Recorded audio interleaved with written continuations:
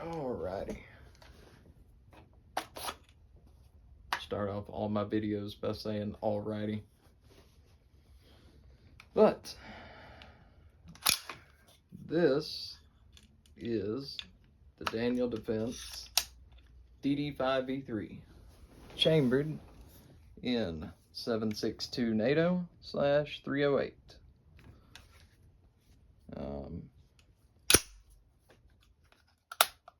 This gun, well, let me start out by saying it took me a long time deciding on what 308 semi-auto gas gun I wanted to get.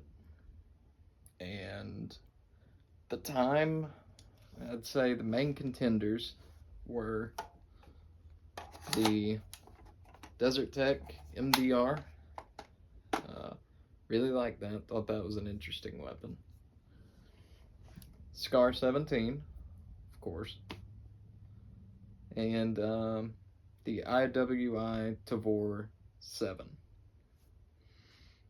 All of those were fairly similar price-wise. I mean, when you get into 308 gas guns and you want like a quality gas gun, you're gonna pay for it. You know, perfect world, we'd all have Knight's Armament SR-25s. I ain't got that kind of money, but I would love one. It's one of those grail guns, that's for sure.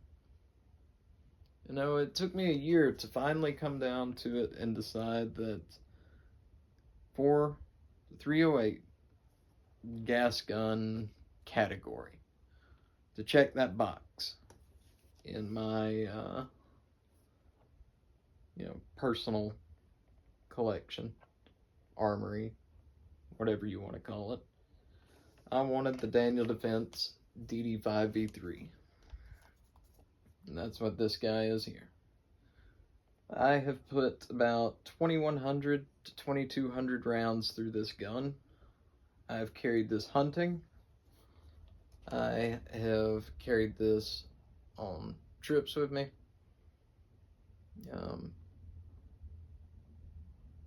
It has never let me down. This gun has malfunctioned one time.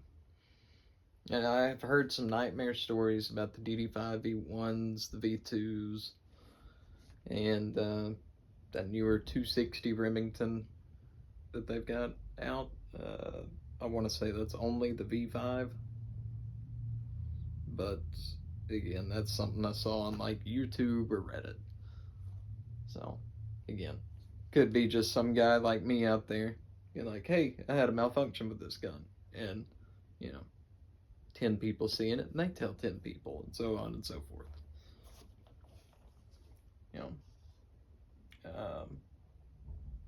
This gun has been amazing for me.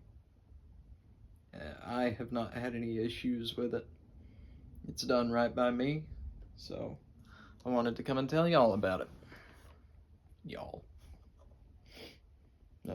I have this one set up with the Vortex Viper PST Gen 2 1:6x24. I think for LPVOs, if you are trying to be more budget friendly but want some quality glass, you cannot go wrong with the Viper PST Gen 2 1:6x24. It's an awesome scope, great glass clarity.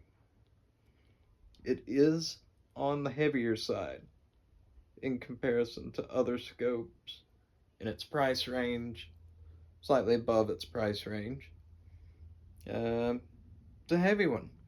Sticking it on a gun that's already heavy, yeah, you are gonna feel that. But for me, it's been all right. I have, similar to my M4 setup, some canted Magpul M-Bus Pro 45-degree offset irons. Not sure why these small apertures there. There we go. That's more like it.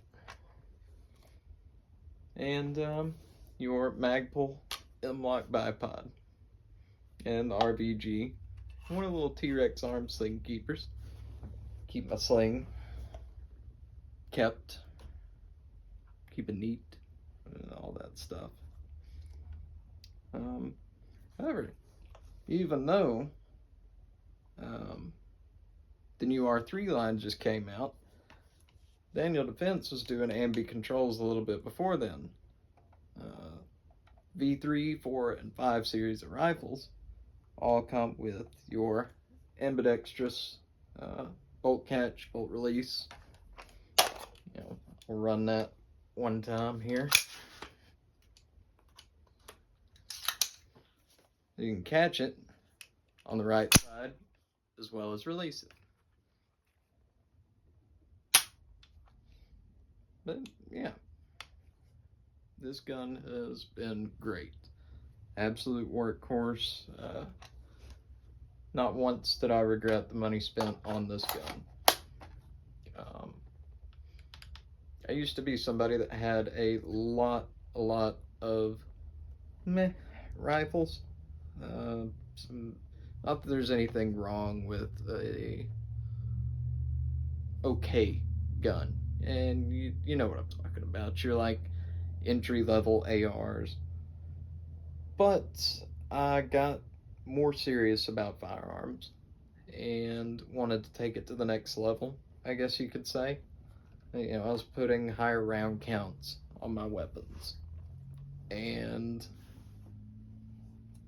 I don't know, I wanted more quality out of my rifles. You know, they jammed a bit, had issues with them more often than not. So one day I just up and decided I'm going to sell all of these guns, all my M&Ps, my Springfield Saints, every bit of it. I did, and the first two weapons I bought were the Daniel Defense Mark 18 pistol and this guy right here.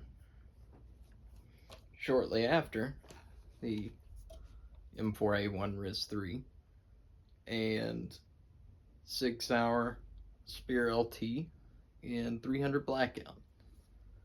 I will be doing a video on the Mark 18 and the SIG Spear LT here soon, but covering my bases first, kind of walking you through some of my favorites, what led me to get them, why I've got them, and